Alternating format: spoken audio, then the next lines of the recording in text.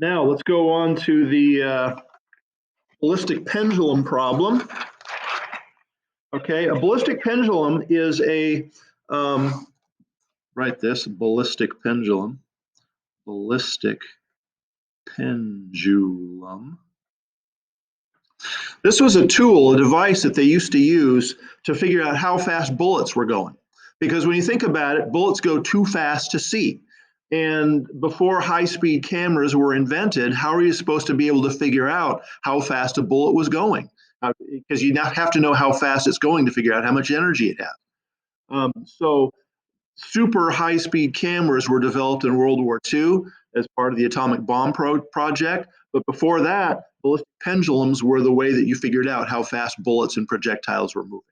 So basically what you do is you have a block of wood that is hanging from wires here. They hang it from 4 wires so that when you push the block sideways, it rises up like all pendulums do. You know, they swing back and forth. You've seen that. But it will remain horizontal. It won't start spinning. So it makes it easy to calculate or to measure how much the block has risen.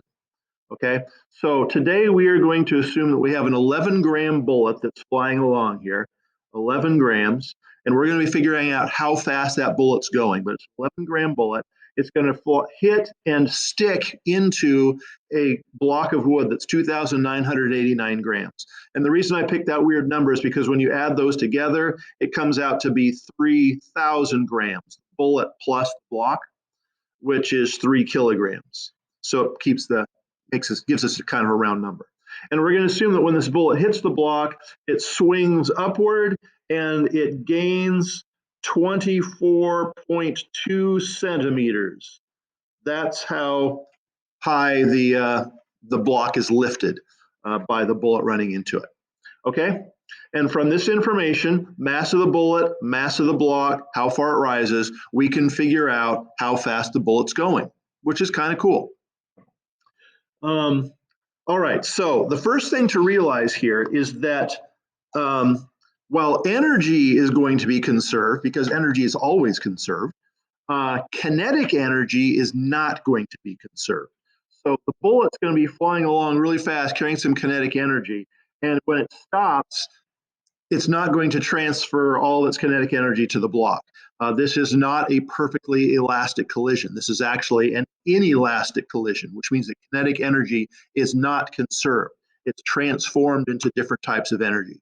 So one of the questions we're going to be asking is how much kinetic energy is lost? How much Ke is lost? And then the other question is how fast does the bullet go? How fast was the bullet? Okay, that's the 2 questions we've got. So let's deal with the how fast first. Now, kinetic energy is not conserved, but as you remember from the last unit, the previous unit that we did, momentum is going to be conserved. So whatever momentum the bullet has is going to be transferred to the block. And now, because the block has some momentum, it's moving and it's going to swing on this pendulum and it's going to rise up. So if we know the potential energy of the block at the top, we can figure out the kinetic energy that the block had at the bottom, because we had kinetic energy which was converted into potential energy. Now, if we know the kinetic energy of the block after the bullet hit it, we can figure out the speed of the block. And if we know the speed of the block, we can figure out the momentum of the block. And the momentum that the block has after the bullet hit it has to be the same as the momentum of the bullet before it hit the block. Okay? And if we know the momentum of the bullet, we can figure out the speed of the bullet. Isn't that great? So there's like 8 steps that we go through here. We'll go through them in order and see if you can pause this from time to time and see if you can figure it out, or at least figure out where it's going, even if you're not crunching the numbers. Okay, so the first thing we're going to do is we're going to figure out the potential energy of the block. So the PE of the block. And this is equal to mgh, which equals 3 kilograms times 9.8 meters per second squared times 0.242 meters, because this has to be in meters. 24.2 centimeters is 0.242 meters. And we can do some math here. You can do some calculating. And we get 3 times 9.8 times 0.242. And we get 7.11 joules of PE. Okay? 7.11 joules of potential energy. Now, the potential energy that it has at the top has to be equal to the kinetic energy that it had at the bottom. So we're going to set this equal to 1/2 mv squared, which equals 1/2 times 3 kilograms again, times v squared. Then we solve this for v. So we're going to multiply by 2, divide by 3, take the square root, and we get 2.18 meters per second. All right, that is the speed of the block after the bullet hit it. Okay, speed of block. I'm going to say V block. That's at the bottom. Okay, so now we know the speed of the block at the bottom. That means we can figure out the momentum that the block had. So P of the block, because P is momentum, is equal to mv, which equals 3 kilograms times 2.18 meters per second. So we're going to multiply this by 3, and we get 6.53 kilogram meters per second is the momentum of the block. Now, momentum is conserved. So if the block has 6.53 kilogram meters per second, that means that the bullet carried in that amount of momentum. So this is also the momentum of the bullet before the bullet hit the block. And that is equal to the mass of the bullet times the velocity of the bullet. And that is equal to 0.011 kilograms.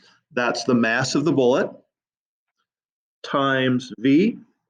So we're going to divide 6.53 by 0.011. And we get V is equal to 594 meters per second, which is pretty fast. That's like a high-powered rifle. But that's how you do it. Okay, multi-step process. To truly understand how this works, you have to understand conservation of momentum and the equivalence of potential energy and kinetic energy. We just kind of go backwards through the process and we wind up with the speed of the bullet. Okay, now, so that's how fast the bullet was going. Now we also want to know how much kinetic energy is lost. So kinetic energy of the bullet is equal to 1/2 mv squared, which equals 1/2 times 0.011 kilograms, that's the mass of our bullet, times 594 meters per second squared, and that comes out to be times 0.011 divided by 2 equals 1940 joules. That was the kinetic energy of the bullet, 1940 joules of kinetic energy. That's a lot of energy. But there was only 7 joules of energy, kinetic energy, that was actually transferred to the block to make it swing upward. Okay, so minus 7 is approximately equal to 1933 joules was lost. 1933 joules of kinetic energy was lost. The question is, well, where did that energy go? And you probably know from yesterday that it had to have gone to thermal energy. So when the bullet hit the block, it heated up the bullet itself and it heated up the block to the tune of 1933 joules of energy. And we haven't done thermodynamics yet, but I think you intuitively can see that is going to significantly change the temperature of the bullet and the block. So yes, bullets, when they hit targets, they're hot, but it's not because of friction as they fly through the air, and it's not because they're heated up by the gunpowder that pushes them down the barrel. That actually has very little effect on them. The heat comes from the fact that they are stopped, and their kinetic energy is converted into thermal energy. It can be enough to melt the bullet if the bullet is going fast enough. It could be enough to make the wood smoke where the bullet has hit it. It heats it up enough to do that. So 1933 joules of energy is converted to thermal energy in the block. Okay, that's the ballistic pendulum problem. There's a small chance I'll put an extra credit problem on the next test that deals with either this problem or something similar to it. Not sure about that. We'll see how it comes out. But this is definitely a useful problem for you to know as you go to college. All right, so hope you liked it. We will see you next time.